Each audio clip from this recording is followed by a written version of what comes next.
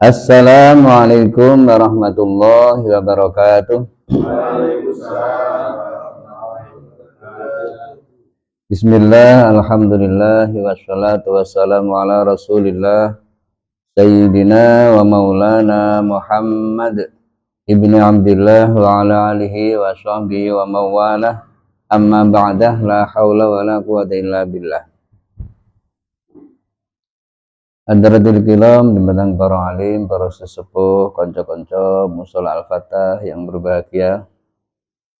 Mengawali atur pertemuan yang penuh barokah ini, marilah kita senantiasa mengungkapkan rasa syukur kehadirat Allah Subhanahu wa taala biqauli alhamdulillahi rabbil alamin, yang telah melimpahkan rahmat, taufik dan hidayahnya kepada kita semua sehingga kita bisa bertemu dalam kondisi yang baik, dengan niat yang baik dan tempat yang baik.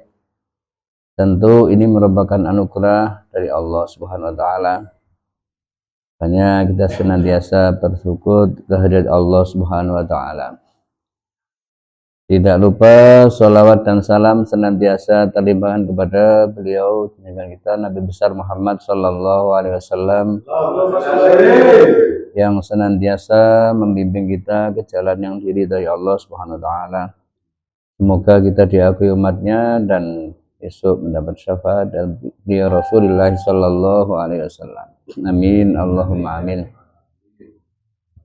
Konco-konco yang berbahagia,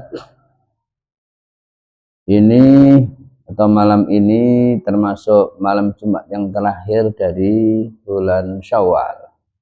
Artinya di penghujung bulan Syawal, maka memanfaatkan momen yang penuh berkah ini, saya ingin menyampaikan bahwa sebenarnya sudah dari tanggal 1 sampai seterusnya, sampai sekarang kita sering dengar dengan istilah halal bihalal.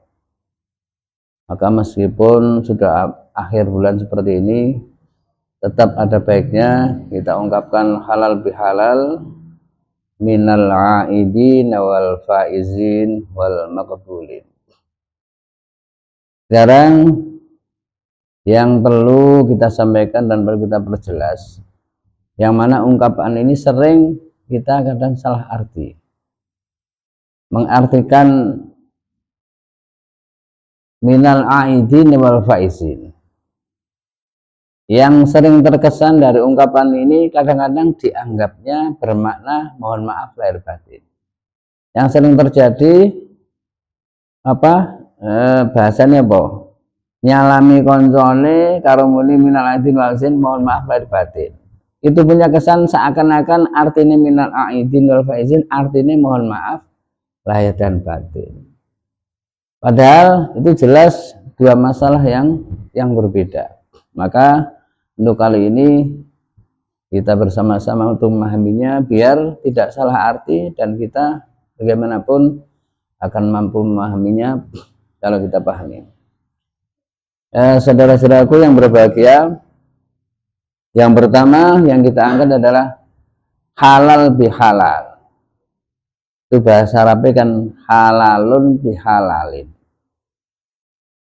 Memang yang selama ini kita pahami, sebenarnya tradisi halal bihalal itu hanya di Indonesia. Di belahan bumi manapun di dunia ini tidak ada. Bahkan di negara Islam juga tidak ada tentang anjuran halal bihalal. Hanya di Indonesia. Meskipun hanya di Indonesia, bukan berarti ini nyalai aturan, bukan berarti ini tidak sesuai dengan tuntunan Islam, tidak. Bahkan ini satu kearifan lokal, artinya kebijaksanaan dari si pencetus halal bihalal itu sendiri di negara ini. Ya, yang jelas, mari kita pahami ungkapan halal bihalal ini. Jadi coba dari kebahasan halalun bihalalin, artinya ini kita gambarkan minimal ada dua orang yang saling memohon maaf. Misalnya dengan si A atau si orang pertama memohon maaf kepada si B atau orang kedua. Itu dengan modal sepurone yo aku njaluk ngapura karo sampeyan. Berarti si pemohon maaf ini sudah punya modal namanya menghalalkan segala apa yang berhubungan dengan dia, baik kesalahan atau kekhilafan atau sesuatu yang tidak berkenan terhadap si B. Rasanya aku salah karo sampeyan, aku duwe kekhilafan ngene sampeyan, aku njaluk sepuro. Nah, sekarang tergantung kepada si B. Artinya tergantung itu, nah ini perlu kita perjelas. Maksudnya kita perjelas, memang dalam interaksi kepada sesama manusia, sesama umat Islam di dalam masyarakat itu, siapapun orangnya tidak akan ada yang nggak pernah salah, itu tidak pernah ada. Artinya siapapun orangnya mesti tahu ngelakoni salah, tahu ngelakoni hal-hal yang tidak berkenan kepada orang lain. Ini wes wajar, ini sesuatu yang biasa. Oleh karena itu, dengan mengikrarkan diri dengan demikian ikhlasnya memohon maaf, ini sebenarnya sesuatu modal dari si A untuk mohon maaf kepada ibu. Andaikan memang si B mengikhlaskan, oh iya podo-podo, berarti si B juga punya modal dihalalin, halalun dihalalin. Namun ini harus kita artikan dalam bentuk yang zahir batin sampai ke relung hati loh. Tidak hanya sekedar. Maka kadang-kadang ditambahin ini lahir batin yo. Di samping halal bihalal, lahir batin ojo kok nek lisan tok. Lahir batin. Lahir lisan, batin ning ati ya sedemikian memaafkan. Ini sebenarnya yang tersirat dalam ungkapan halalun bihalalin, halal bihalal. Itu sekilas tentang makna itu. Andaikan kita uraikan, sebenarnya interaksi atau hubungan antara dua orang minimal itu ada satu hukum yang terkait. Misalnya begini, wa jazaa'u sayyi'atin sayyi'atun bimithliha. Ini harus kita pahami ya.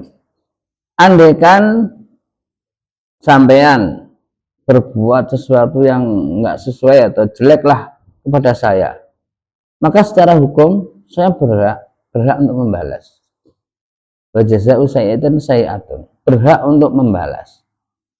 Dengan catatan balasannya kudu padha persis. Misalnya sampean ngelokne aku, wow goblok, maka aku oleh balas ya sebatas ngelokne goblok pisan. Nah, kalau oleh nambahi, wow aku tambah nemen. Nah, tambahane iki lho sing dadi resiko.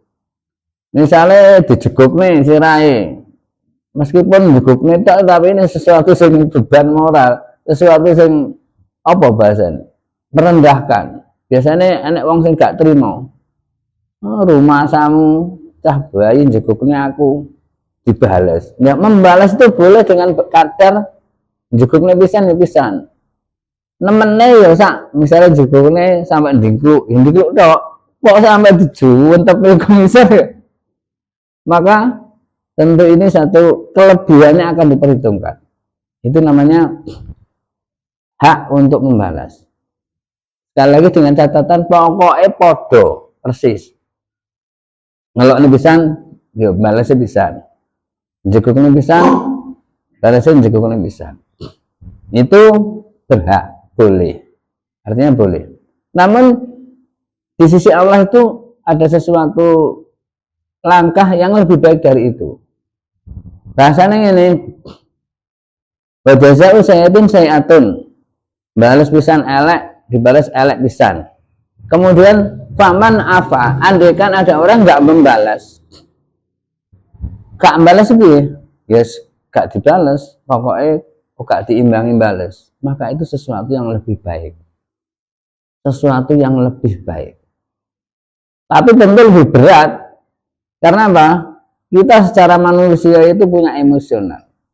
Duwe naluri katel. Nah, wis ki. Siapapun Maka di saat seseorang itu mampu ngempet kacel, oleh Allah dianugerahi, bahasanya diacungi jempol, itu yang baik. Ternyata Allah juga punya satu apa bahasanya, langkah atau sesuatu yang lebih baik lagi. Wes gak bales, ngapura, memberi maaf, apa meneh gelem ngapii. Wah, itu luar biasa. Luar biasa baiknya di sisi Allah. Artinya dia punya peringkat tertinggi dalam berakhlak, dalam berinteraksi kepada orang lain. Itulah yang sangat dibanggakan, yang sangat dipuji oleh Allah. Demikian ini terpraktekkan dalam diri beliau Nabi. Maka dikatakan wa innaka la'ala khuluqin 'adzim. Dalam dirimu Muhammad itu terdapat akhlak yang baik. Di antara akhlaknya tidak segera membalas, tidak membalas, malah memaafkan, malah membalas dengan kebaikan. Tapi sekali lagi ini untuk ukuran kita sesuatu yang berat sekali. Jujur ya abot ngene iki. Nah, artinya apa? Wong ade lek diselentik ngono wis meskipun gak balas tapi kacau, kapan-kapan balas. Yang ini wis ya seperti itulah kita. Tapi paling tidak begini, paling tidak kita tahu tentang klasifikasi atau peringkat-peringkat dalam berbuat baik. Ya maka artinya apa? Pertama kita tahu peringkat-peringkatnya. Kedua kita berusaha dari sedikit demi sedikit, dilatih. Wes saiki aku gak bales senajan ojek kacel. Ini sudah baik daripada membalas. Misalnya untuk saat yang lain, wes aku berusaha untuk gak kacel, wes gak balas ditambah gak kacel. Di saat yang lain ditambah dan seterusnya.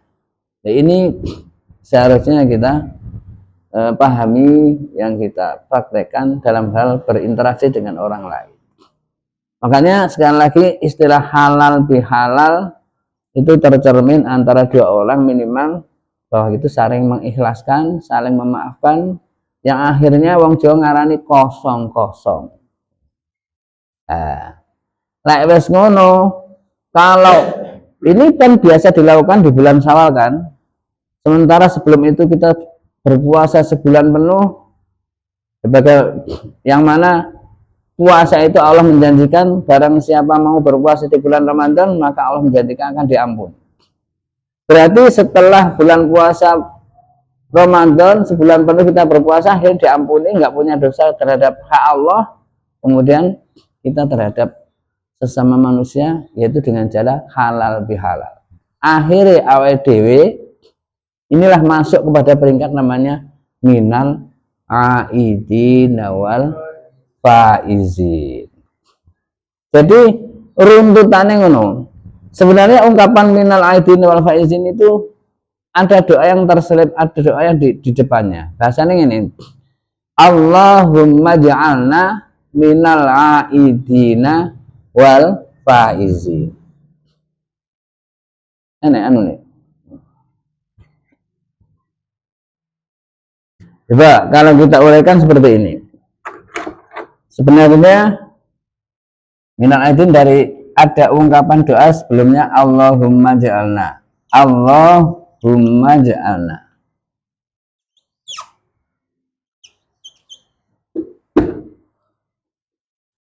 Minal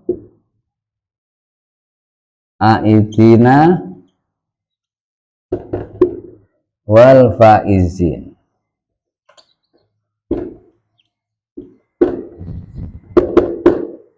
Inilah yang selama ini yang biasa kita lafadzkan, biasa kita ungkapkan kan minal aidin wal faizin. Luwih pase, luwih sempurnane lek enek kata-kata gini, Allahumma jalna minal aidin. Artinya apa? Allahumma jalna, ya Allah jadikanlah kami minal aidina dari golongan orang-orang yang kembali. Kembali di sini maksudnya kembali suci. Kembali suci ya. Sadarilah bahwa sebenarnya kita dulu itu dilahirkan dalam kondisi kullu mauludin yuladu alal fitrah. setiap bayi yang dilahirkan itu dalam kondisi yang suci. Suci dari kemunafikan, suci dari kesyirikan, suci dari kekafiran. Itu sebenarnya kondisi yang ada di saat kita lahir dulu. Nah, sementara cara bahasanya ini, wis lahir suci. Kemudian dalam perjalanan tambah gede, mulai balik, yang mana batas balik itu adalah batas mulai kita diperhitungkan amal ya dewi. Jadi nyapo awake dhewe itu oleh Allah diperhitungkan, ditulis, nanti akan diminta pertanggungjawaban mulai balik. Mulai itulah awake menghadapi masalah, menghadapi perintah, ngedoi cegah. Maka saat itulah kita akan menghadapi segala sesuatu yang mungkin masuk kategori terjerumus kepada maksiat, kepada dosa, kepada kemungkaran.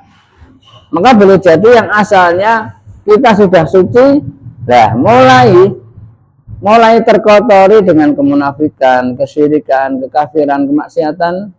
Wes berjalannya waktu dari hari ke hari, gung sampai jauh ngapura, tambah neh. Nah, kemudian di saat bulan Syawal, lah setelah kita puasa, akhirnya dosanya terhapuskan di sisi Allah, ditambahi halal bihalal, jaluk ngapura, maka itulah yang dimaksud dengan minal aidin wal faizin. Artinya kita berdoa semoga dengan puasa bulan Ramadan sebulan penuh ditambahi halal bihalal, kita benar-benar masuk atau kita benar-benar kembali suci. Sing asalnya suci, kemudian terkotori selama setahun, lah bulan Syawal kita kembali suci. Itu yang sangat kita harapkan. Benar-benar termasuk golongan minal aidin wal. Kok iso ngono? Kalau Allah di ngapura tenan, karo koncone, karo tonggone, karo bolone ya di ngapura. Beginilah proses-prosesnya sampai minal aidin sampai seperti itu. Nah, kemudian untuk yang wal faizin itu artinya beruntung atau berbahagia. Coba sejenak kita analisa ya. Kalau sampai dengar ungkapan untung, itu biasanya konotasinya atau hubungannya biasanya karo apa? Selain istilah untung, jual beli, bisnis, proyek. Proyek apa bahasanya? Ngarain apa? Gak batu jenenge apa nih? Kolap apa? Utawa bangkrut. Jadi beruntung itu tidak bangkrut atau ada labanya. Kenapa ini disematkan dalam hal ini? Nah, ini yang perlu kita pahami juga. Jadi istilah wal faizin maksudnya seperti yang dikatakan tadi saudara Makmun tadi bahwa jual beli. Ternyata di dalam satu ayat itu diungkapkan oleh Allah, diabadikan bahwa di Quran itu ternyata banyak ayat-ayat yang menggambarkan tentang kehidupan. Ayat-ayat yang menggambarkan tentang kehidupan. Gambaran atau lukisan dari Allah ini yang dituangkan dalam ayat itu tujuannya piye? Ben awake iki paham, ben awake iki iso apa? Memahami tentang ayat itu, akhirnya kita bisa menerima pesan dari Allah lewat ayat itu. Ayat yang terkait dengan jual beli, satu contoh di Quran yang surat Taubat ayat 10, Innallaha hashtara minal mu'minina anfusahum wa amwalahum bi anna lahumul jannah. Sesungguhnya Allah itu membeli diri orang mukmin, hartanya orang mukmin dipilih dengan surga. Coba bayangkan loh, Allah gak main-main lah ngekei alat belinya itu, transaksinya itu dengan surga. Padahal surga kayak ngono apike, indahe, suwine. Terus gak nyucuk terang. Tapi ini memang janji Allah. Nah terus dari pihaknya orang mukmin itu sendiri apa sing didol, sing ditawak nih. Tadi saya katakan dirinya dan hartanya. Artinya yang ditampilkan kalau konteksnya ayat itu anfusahum wa amalahum. Tapi kalau kita kembangkan sebenarnya segala apa yang diamalkan orang mukmin itu bisa masuk kategori dagangane wong mukmin sing dijone karo surgane Allah Subhanahu wa taala. Coba sejenak kita renungkan, kita pahami. Saiki lek enek dagangan. Kita sering dengar dengan ungkapan pembeli itu raja. Artinya berhak menentukan.